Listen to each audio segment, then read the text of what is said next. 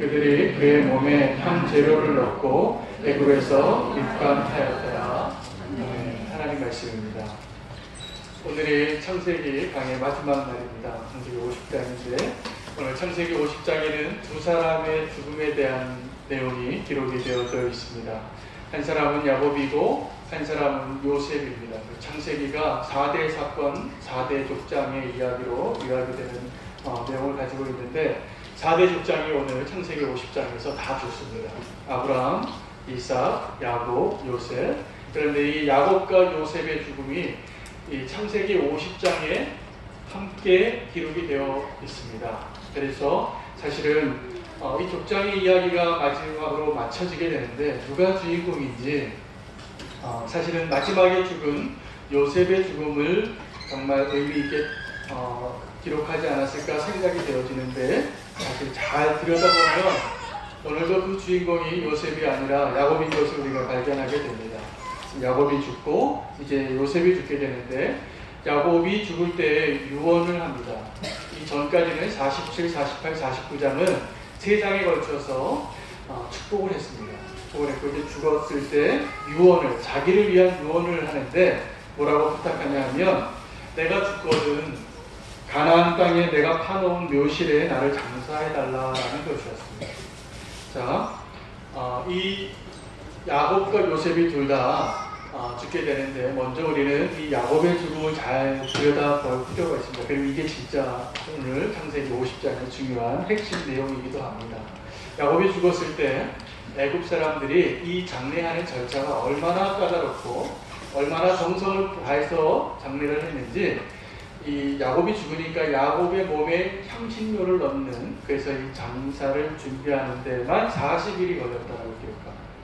그리고 이 야곱이 죽었을 때 이 장례식을 보통 사람이 죽으면 한 3일장 하고 복장하면 5일 정도 하고 7일 정도까지 하는데 야곱이 죽었을 때 70일을 합니다. 장례식을. 그래서 거의 4개월 동안의 장례식이 있었다. 장례식 국장이죠. 국장이 있었다라는 것을 기록하고 있습니다. 그래서 이제 이 야곱이 이렇게 아주 장엄한 장례식을 치르면서 죽었는데 그 다음이 문제입니다. 그렇게 40일 동안 몸에 향신료를 넣고 또 70일 동안 애국을 하고 110일간이죠. 거의 4개월간을 장례식을 치르고 나서 아들 요셉이 아버지 야곱의 유언을 기억한 겁니다.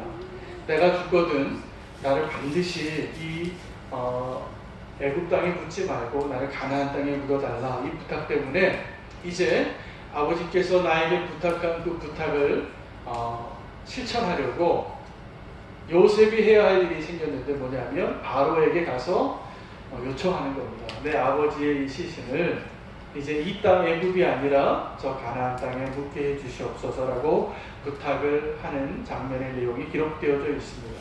두 사람이 다 죽었는데 다 공통점이 있습니다.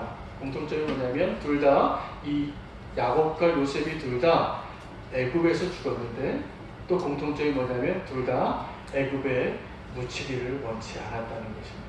그런데 이 야곱은 자기가 유언하고 자기 아들이 살아있으니까 그리고 자기 아들이 총리이니까 자기 유언대로 정말 그 유고를 어디다가 매장하냐 하면 저 가나안 땅에 매장하게 되는데 사실 요셉이 죽을 때는 그의 아들들이 그냥 12형제가 있었지만 그 요셉의 형들이 남아 있었지만 그를 장례해서 가나안까지 가져가지 못하고 창세기가 기록이 끝나요. 그래서 요셉은 애굽에서 죽고 애굽에 묻히는데 야곱은 애굽에서 죽고 가나안 땅에 묻힙니다. 그런데 오늘 이 야곱의 장례식이 왜 중요하냐 하면 굉장히 중요하더라고요. 이 모세 5개월 전체를 펴놓고 보면 오늘 창세기 50장이 굉장히 중요해요. 창세기 다음 책이 뭐죠? 출애굽기죠. 그러니까 출애굽기가 창세기하고 출애굽기 사이에 한 페이지 사이에 400년이 흘러요. 창세기 50장하고 출애굽기 1장 사이에 400년의 역사가 비어 있어요. 그런데 이 400년 뒤에 모세가 등장해서 출애굽을 해야 되겠는데 모델이 있었습니다. 원래 하나님이 원하셨던 이 출애굽의 원본을 누가 언제 어떻게 이루었냐 하면 이 야곱의 장례식 때 그 일이 이루어져요. 오늘 기록에 보면 출애굽을 합니다. 애굽에서 아직 요셉이 총리일 때이지만 야곱이 죽으니까 그때 이 장례 행렬이 대단해요. 그래서 어떻게 기록이 되어 있냐면 아벨 미스라임이라, 이것은 애굽 사람들의 큰 애통함이라. 그리고 그 장례 행렬에 누가 따라가냐 하면 바로가 갔다는 얘기는 없지만 국내의 모든 원로들이 다 따라가고 그 나라의 모든 어른들이 다 따라갑니다. 애굽 땅의 모든 원로가 따라가고 요셉의 온 집과 그의 형제들과 아버지 집이 다 따라가요. 그리고 고센 땅의 어린아이들과 양과 소떼만 남겨놓고 가나안 땅에 그 마므레 밭에 가서 이제 장례하는 것을 보게 된 겁니다. 그 장면이 너무나 대단하니까 아벨 미스라임이라는 말이 나왔다는 것입니다. 여러분, 이 야곱이 죽어서 그 장례 절차 때문에 애굽에서 출애굽해서 가나안 땅에 묻히는 그 길이 사실은 모세가 하고 싶었던 거예요. 그 길이 원래 하나님이 이 백성을 400년 뒤에 행하고자 하는 원래 모습이었어요. 아주 비슷합니다. 그때는 요셉이 총이었기 때문에 나라의 국장으로 모든 사람이 따라가서 모든 수레가 따라가고 아주 웅대한 장례식을 하게 되는데 모세가 출애굽할 때 이걸 원했어요. 그런데 이 창세기 50장의 바로하고 400년이 지나서 모세가 등장했을 때의 바로하고 차이점은 요셉의 창세기 50장에 요셉이 있을 때의 바로는 기쁨으로 허락을 해주는데 모세가 등장했을 때 그 바로는 그것을 허락하지 않습니다. 그래서 Let my people go, 이게 모세의 주제였어요. 이 애굽에 있는 왕에게 내 백성을 가게 하라. 그런데 가게 하지 않아요. 그러니까 10가지 재앙을 통해서 심판을 하시고 떠나게 하는 거예요. 6월절을 지나고. 그런데 이 원래 출애굽의 원래 원흉은 야곱의 장례식에서 우리가 볼 수 있는 것입니다. 이 기록을 모세오경을 누가 썼냐면 모세가 쓰거든요. 근데 모세가 이 출애굽할 때 이걸 원했던 거예요. 야곱의 장례식 같은 출애굽. 그런데 그게 되어지지 않았어요. 그래서 싸우고 심판하고 10가지 재앙을 하나님께서 내리시고야 보내게 되는 모습을 우리가 기억할 수 있으면 좋겠습니다. 위대한 총리의 아버지가 죽었기 때문에 이 아벨 미스라임이 가능한 것 같아요. 제가 이전 교회 섬길 때 제가 그때 그 교구 담당을 했는데 교구할 때 성도들이 많아서 장례식을 제가 많이 치렀습니다. 일주일에 한 번 정도는 있었던 것 같아요. 많을 때는 일주일에 몇 번씩도 하기도 했는데 제가 가장 기억에 남는 장례식이 있습니다. 경기도 저 북부 지역에 어떤 지방에 큰 공장을 하시는 분이었는데 그분의 어머님이 돌아가셨어요. 어머님이 돌아가셨는데 저는 제가 장례식장 많이 다녀봤는데 그렇게 성대한 장례식을 처음 봤습니다. 그 회사 강당이 꽤 컸습니다. 농구장만한 강당에 이 무대를 설치해서 한 무대를 국화꽃으로 가득 채웠어요. 그래서 여러분 혹시 국화꽃 1만 송이 보신 적 있나요?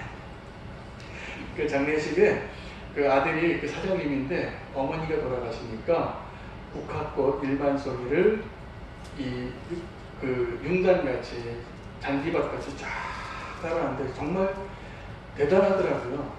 제가 이렇게 장례식장 가도 뭐 한 몇백 송이 정도 봤는데 1만 송이 그렇게 해놓은 거 못 봤어요. 그 동네에 국화꽃 다 씨가 말랐을 것 같아요. 그냥. 그런데 제가 그 장례식장에 다녀오면서 이런 생각을 했어요. 내가 분명히 이거 하나는 알겠더라고요. 저 사장님 돌아가실 때는 저렇게 할 사람 없을 것 같아요. 그 사장님의 어머니가 돌아가시니까 그렇게 하는 거예요. 여러분, 야곱의 장례식이 왜 이렇게 성대하게 할 수 있었냐 하면 요셉의 아버지였기 때문이에요. 요셉이 총리였잖아요. 존경받는 총리, 이 세상을 구원한 자, 그가 하나님의 계시를 받아서 정말 그렇게 놀라운 구원을 했기 때문에 모든 애굽 사람들이 존경하고 안타까워하고 함께 울어서 아벨 미스라임이 될 수 있었던 것입니다. 그런데 이 출애굽과 이 창세기에 비교할 수 있는 이 출애굽 사건과 더불어서 오늘 본문에 정말 중요한 내용이 하나는 이 야곱이 죽고 난 다음에 이 가정 안에서 일어나고 있는 대화들입니다. 야곱이 죽었는데 두려움을 느낀 사람들이 있었는데 야곱의 아들 가운데 요셉의 형들이에요.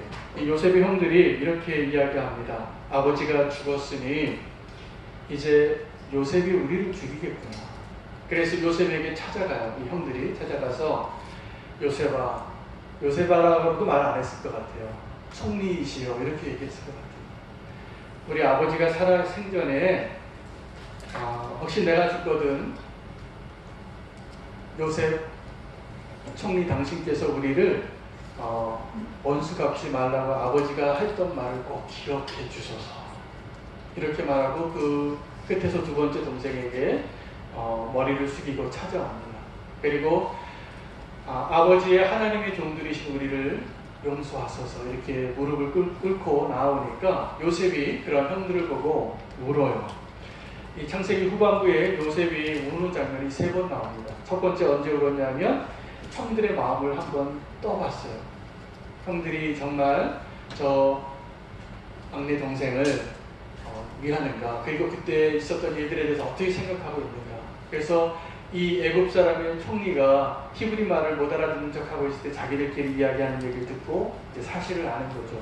누가 죽였고 누가 말렸고 누가 내 목숨을 구하려고 했는지를 알게 되고 뛰쳐나가서 웁니다. 또 한 번 우는데 언제 우냐면 베냐민을 보고 울어요. 베냐민을 데려오라고 하니까 데려온 겁니다. 아버지를 설득해서. 그리고 이제 베냐민을 보고 또 한 번 통곡을 하고 그때 이제 내가 당신들의 동생입니다라고 정체도 밝히죠. 근데 오늘 아버지 장례식 때 아버지 때문에 우는 것이 아니라 형들 때문에 또 한 번 울게 됩니다. 여러분, 이 장례식장에서 정말 울어야 할 사람들은 요셉이 아니라 형들이에요. 그런데 요셉이 웁니다. 저는 오늘 이 말씀 본문을 묵상하면서 요셉이 왜 울었을까? 그런데 이 요셉의 울음에 오늘 이 설교 제목으로 정했던 형들이여 염려하지 마소서 내가 하나님을 대신하리이까, 이 고백이 나오기까지는 요셉의 울음이 필요했어요.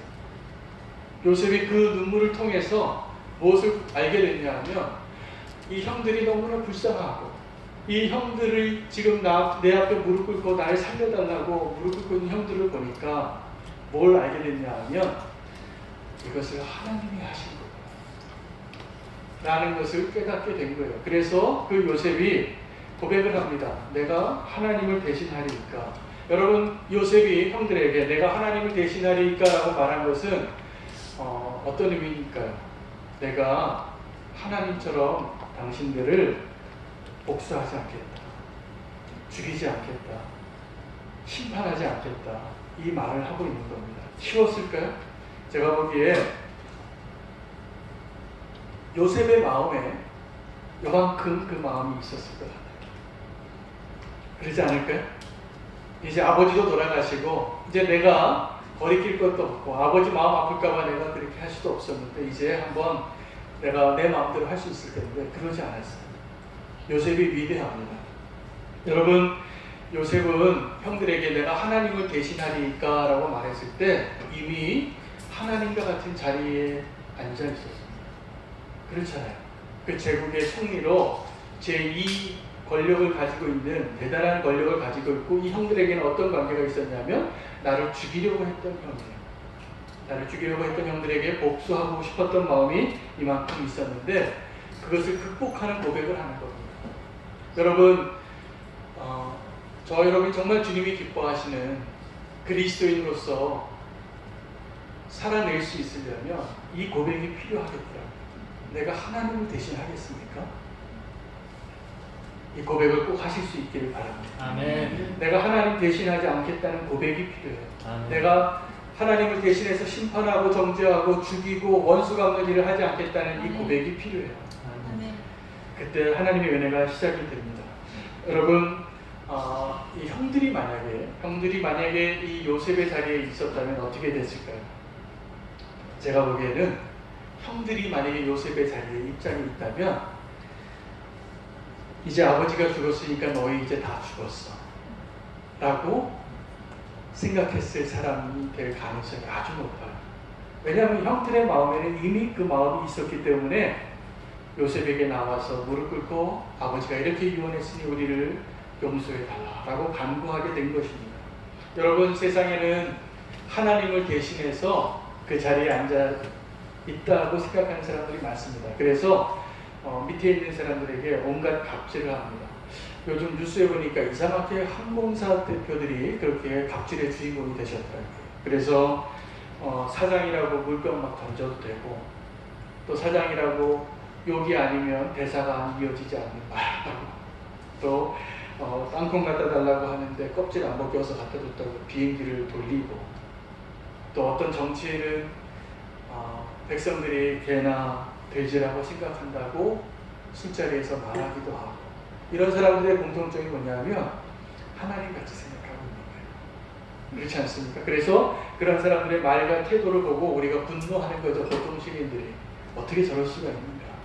그런데 우리 한번 생각해 보셔야 됩니다. 그게 일부 몰지각한 기업 재벌이나 일부 몰지각한 정치인들만 그런 걸까요? 아닙니다. 사실은 저와 여러분 모두가 다 내가 하나님의 자리에 앉아 있고 싶고 그러려고 마음을 한 번쯤은 다 가져갔던 사람들인 것을 인정하셔야 됩니다. 여러분, 에덴 동산에서 있었던 일들이 바로 그 일 때문에 일어난 겁니다. 선악과를 따먹은 것도 하나님과 같이 된다고 하니까, 사단이 그 말 한마디 하니까 하나님처럼 지혜가 있고 싶어서 따먹고 싶었던 거예요. 우리는 내가 하나님을 대신하리이까 이 요셉의 고백이 나를 살리는 것임을 꼭 기억하시기 바랍니다.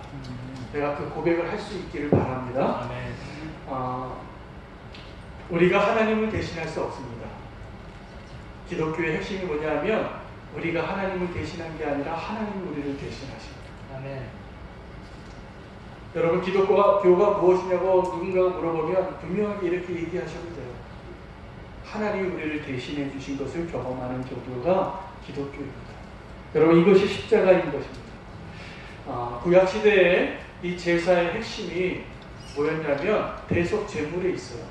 누군가 내 대신 죽어야지 하나님께 나아갈 수 있는 길이 열리는 거죠. 그것을 모세를 통해서 이렇게 제사를 해야 너희와 내가 나의 백성이 되고 너희의 하나님이 되겠다라고 정해주시고 하나님께 나오는 길을 알려주신 것이 그 제사 규례인데, 그 제사 규례의 핵심은 죽어야 할 내 대신 어떠한 희생 제물이 항상 있었다는 것입니다. 그래서 제사장이요, 요즘 말로 치면 거의 백정 수준이에요. 날마다 하는 게 그 희생 제물 각을 뜨는 거예요. 그래서 이 제사장은 오늘날 정육점 주인보다 더 각을 잘 떴다고 생각하시면 됩니다. 매일 그거 했으니까 잘 떠서 살 덜어내고 피 흘리게 쏟아내고 하나님께 제사 드리고, 이거 매일 해보세요. 전문가가 될 겁니다.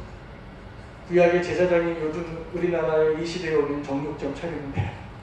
그 정도로 희생 제물이 많이 있었다는 것이죠. 여러분, 이걸 아셔야 돼요. 그런데 죄인이 의인을 대신할 수 없습니다.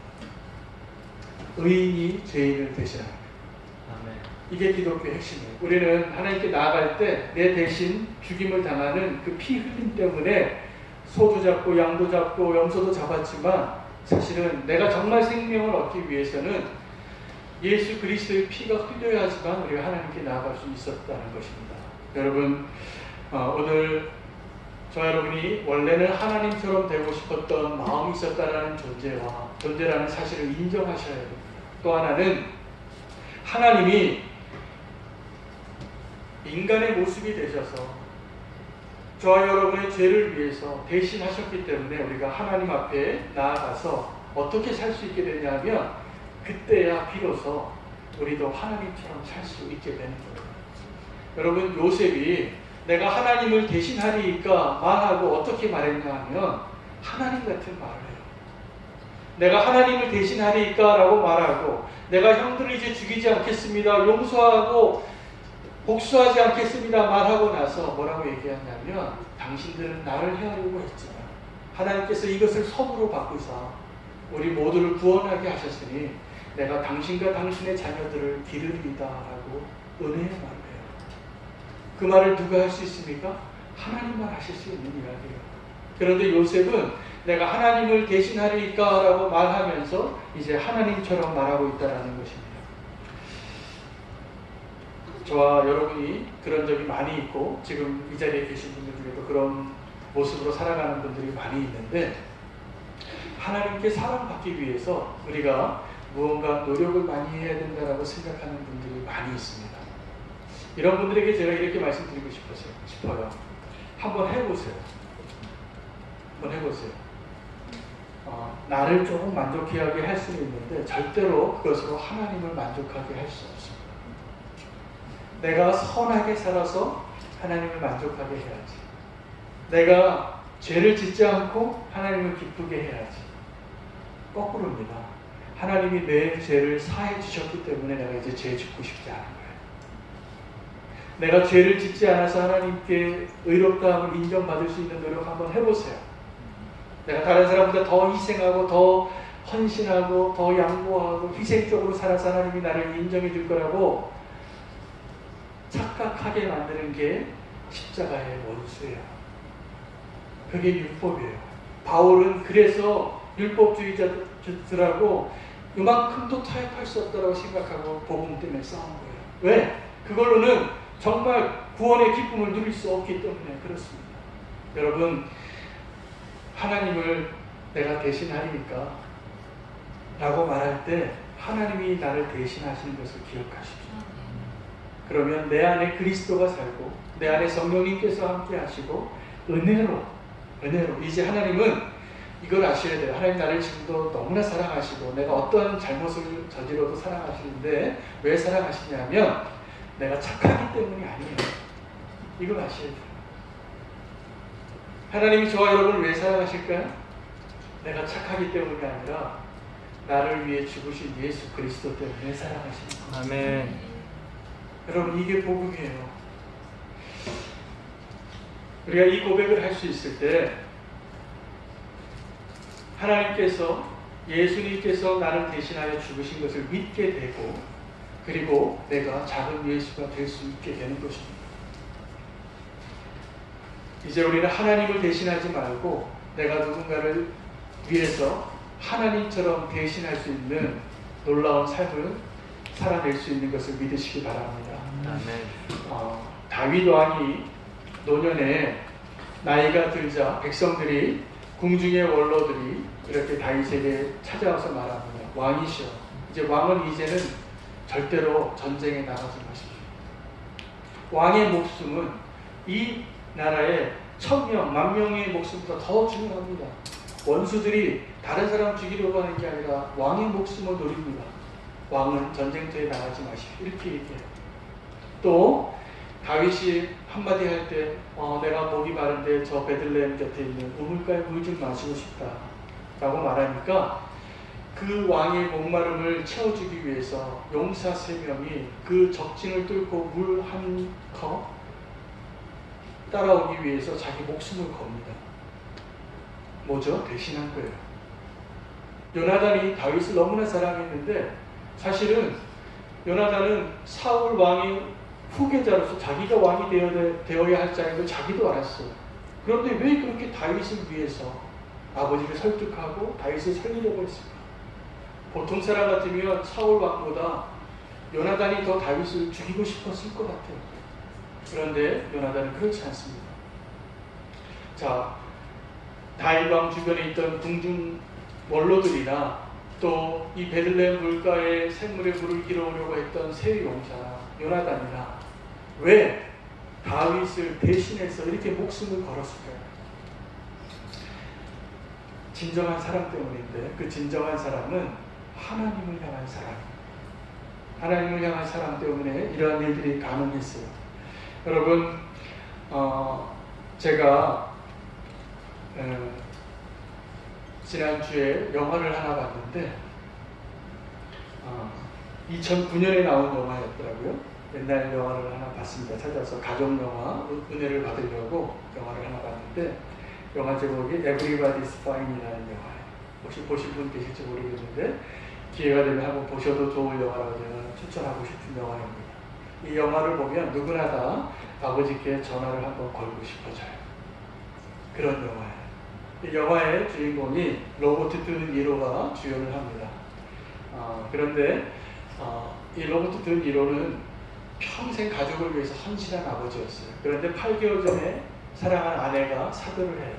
근데 4자녀가 있었는데 첫째 아들은 화가고 둘째 딸은 광고회사 임원이에요. 아주 성공한 직장인이고 셋째 아들은 지휘자, 그리고 넷째 딸이 있는데 딸은舞踊을 좋아하는데 어디서 춤추고 있냐면 라스베가스에서 춤추는 이런 딸이 있었어요. 근데 이 4명의 자녀가 있는데 아내가 죽고 아버지가 자녀들에게 다 얘기합니다. 이번 주말에 우리 집에 다 오너라. 다 흩어져 살아요, 미국 전역에. 근데 오기로 약속을 했는데 아버지가 바베큐랑 다 집안을 정리해 놓고 준비하고 있는데 딸들이 오기를 기다리고 있는데 전화가 하나씩 오기 시작하는 거예요. 아버지, 죄송해요. 급한 일이 생겼어요. 아버지, 너무나 미안한데 연주회를 가야 돼. 이런 연락이 오기 시작하면 결국은 어떻게 됐냐면 4명이 다 안 오게 된 거예요. 그래서 아버지가 결정을 합니다. 결심을 하고 너희들이 안 오면 내가 간다. 이렇게 하고 아버지가 여행을 해서 이 자녀들을 찾아가는데 문제가 있는 게 아버지는 이 허파에 또 심장에 오랜 직장생활을 통해서 질병이 있어서 약을 매일 먹어야 되고 비행기를 탈 수가 없어요. 심장마비가 오고 호흡곤란이 와서. 그래서 담당 의사가 보면 절대로 비행기 타면 안 됩니다. 그래서 의사 몰래 아버지가 기차를 타고 버스를 타고 미국을 막 거의 횡단하다시피 며칠 가서 아들과 딸들을 만나러 가는 이야기예요. 그런데 갔는데 깜짝 놀란 아버지가 나타났는데 자녀들의 반응이 어떠냐면 부담스러워요. 아버지 오셨어요? 그러는 거예요. 웬일이세요? 연락하고 오시지. 아버지 아시잖아요. 내가 얼마나 바쁜가. 그러면서 아버지는 이 자녀들하고 원래는 한 2박 3일 있다가 또 다음 아들한테 가고 그 다음 딸에 가고 이런 계획을 세웠는데 다 후대접을 받아요. 제가 이 영화를 보는데 마음이 아프더라고요.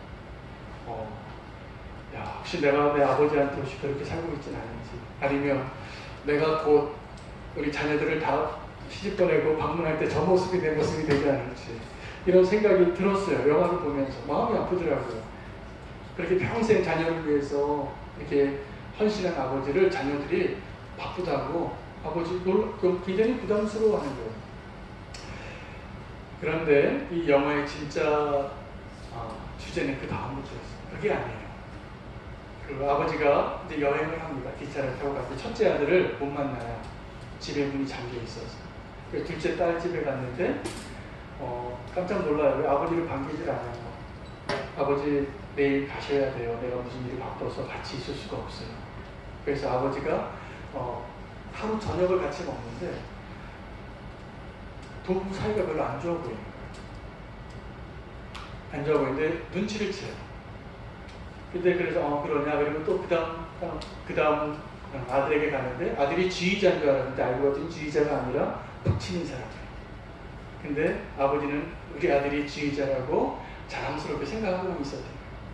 또 넷째 딸한테 갔더니 큰 리무진 차를 대절해서 공항에 딱 아버지를 맞이해 주는데 집을 가요. 근데 으리으리한 집인데 아버지가 눈치를 채요. 이 집이 자기 딸 집이 아니라 아버지가 온다고 하니까 집을 빌린 거예요. 친구한테.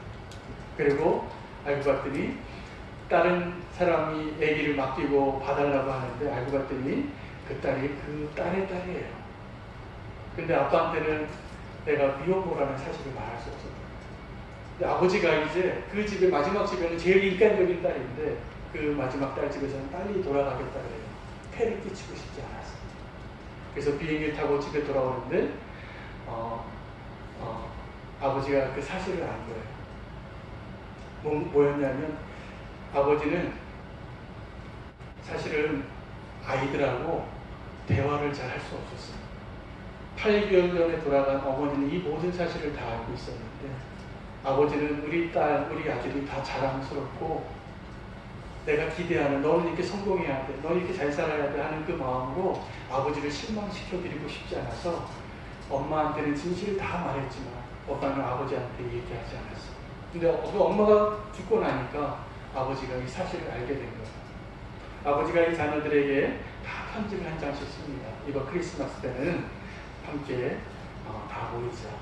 그런데 그때 이제 그 자녀들이 진짜 자기의 모습을 다 고백하고, 아버지가 이전에는 어떤 아버지였냐면 지금 있는 모습 그대로의 아들과 딸의 모습이라면 화를 내실 아버지. 왜요? 너무 사랑해. 내가 너희를 위해서 무엇을 어떻게 해줄까? 제가 이 영화를 보면서 깨달았습니다. 아버지들이 문제구나. 저를 포함해서. 아버지들이 문제인데 가족 안에 하나님을 대신하려고 하는 아버지가 너무 많아요. 그래서 이 자녀들은 아버지하고 이 아버지의 기대치에 맞춰줄 수가 없었던 거예요. 그런데 엄마하고는 돼요. 엄마하고는. 여러분, 하나님을 대신하지 않겠습니다라는 고백을 제가 하자고 말씀드렸는데, 이것이 정말 어떤 의미로 우리가 해석해야 하고 적용해야 하냐면, 나의 진짜 모습을 인정하세요. 나의 진짜 모습. 가족 안에서부터, 교회 안에서부터. 여러분, 제가 우리 교회 성도님들이 너무나 자랑스러워요. 그런데 제가 정말 기도하면 기도할수록 어떤 마음들이 든다면, 나에게 말 못하는 사연과 아픔과 고민이 얼마나 많은가를 하나님이 알려주세요.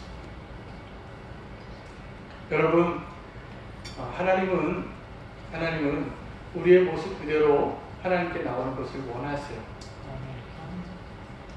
우리 가족 안에서, 교회 안에서도 동일해야 합니다. 그런데 하나님은요, 있는 모습 그대로를 인정하고 다 받아들이길 원하시는데, 누가 안 되냐면 내가 안 되는 거예요. 그래서 우리는 가정 안에서 우리 자녀들에게 하나님같이, 내가 하나님같이, 내가 원하는 삶을 살아주기를 바라요. 그런데 이 영화 주제가 뭐냐면 Everybody is Fine이에요. 아버지가 그걸 내려보니까 진짜 행복해져요. 해피엔딩 영화예요. 그 4명의 자녀가 사실은 첫째 아들인데 아버지가 못 만난 이유가 있어요. 죽었어요. 그런데 아들은 그냥 페인트를 칠하는 걸 좋아했는데, 아빠가 너 페인트는 벽칠하면 나중에 걔가 오줌 싸는 것밖에 못해. 너는 화가가 돼야 돼. 그래서 아빠를 기쁘게 하려고 화가가 됐는데, 엄마가 죽고 나서 너무나 힘들어서 이 아들이 약물 과다로 멕시코에서 죽어요. 근데 그 사실을 이 나머지 형제가 말을 못한 거예요. 아버지가 온다고 하니까 저는 처음에 이 자녀들이 아버지를 푸대접하느라고 이틀도 함께 못 지내는 줄 알았는데, 그게 아니라 첫째 아들 이야기를 아버지에게 알려주고 싶지 않았어요. 끝까지 아버지를 실망시켜드리고 싶지 않아서 이 나머지 3 자녀가 서로 이렇게 논의한 거였어요. 너무나 사랑스러운 자녀들. 아버지가 너무나 큰 기대를 갖고 있다가 도리어 불행하게 합니다.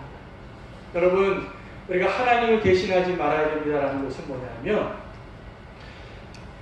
있는 모습 그대로 사랑할 수 있는 자가 되는 거예요. 아멘? 아멘. 우리 가족 안에서 있는 모습 그대로 사랑할 수 있어야 합니다. 그것이 아닌 것은 내가 하나님처럼 하려는 거예요. 진짜 어려운 게 뭐냐면요, 진실을 직면하는 거예요. 이 아버지가 로버트 드니로가 나중에 깨달아요. 나중에 자기 자녀들과 대화하는데, 아버지는 내가 그렇게 권위적으로 자녀들에게 내가 원하는 것을 요구했다는 것을 아버지가 충격을 받아요. 내가 그랬냐? 내가 그랬냐? 그 이야기를 해요. 그런데 아이들은 아버지가 나를 얼마나 사랑하는 줄을 알지만 아버지를 기쁘게 하려고 다 불행해졌어요. 그런데 이 아버지가 바뀌니까 불행해져 보이는 그 자녀를 인정하기 시작하니까 그 미혼모 딸은 자기 애를 데려오고 지휘하는 줄 알았는데 그 아들은 드럼 치는데 아빠 난 지금 행복해요 라고 말하고 찾아오고, 둘째 딸은 광고회사 임원인 줄 알았는데 사실은 별거 중이었어요. 남편이 사위가 바람 펴가지고 그날 아버지 온다 그러니까 급조해서 짜장면 사들고 온 거예요. 중국 음식 사들고. 어색하죠. 근데 아빠가 눈치가 빨라서 이미 알고 있었다. 그 전날 입었던 옷이랑 똑같은 옷 입고 아침에 나가더라. 그 아버지가 눈치가 빨라서 다 피했던 거예요. 그리고 진실을 알게 되고 자녀들을 정말 사랑할 수 있게 된 것입니다. 여러분, 요셉이 왜 울었냐 하면요, 진실을 알게 된 거예요. 그리고 이 모든 것이 하나님께서 우리 가족을 구원하기 위해서 당신들은 나를 해하려고 했지만 하나님께서 이것을 선으로 바꾸사 우리를 구원하려고 하신 거였습니다. 하나님을 인정하고 이제 내가 하나님 같아지려고 하지 아니하고 그 마음을 내려놓으니까 요셉의 마음이 어떻게 되냐면 정말 하나님 같아져요. 정말 예수님 같아져요. 그래서 당신들은 나를 해하려 했을지라도 내가 당신들과 당신들의 자녀를 기르겠습니다. 원수의 자녀를 기르겠다고 그랬던 것도 같아요. 아름다운 이야기 아닙니까? 창세기의 마지막이 이렇게 아름답게 끝나요. 여러분, 우리가 내가 하나님을 대신하겠습니까? 라는 이 질문만 나에게 한 번만 해봐도, 그리고 내가 하나님같이 살지 않겠다고 고백만 하고 내가 얼마나 죄인인지 얼마나 은혜가 필요한 사람인지를 인정할 수만 있어도 정말 하나님 같은 삶을 살 수 있을 거라고 저는 믿습니다. 하나님 우리를 대신하시기 때문에 이것이 기독교고 이것이 하나님께서 우리에게 주신 십자가의 은혜이고 이것이 복음입니다. 기도하겠습니다.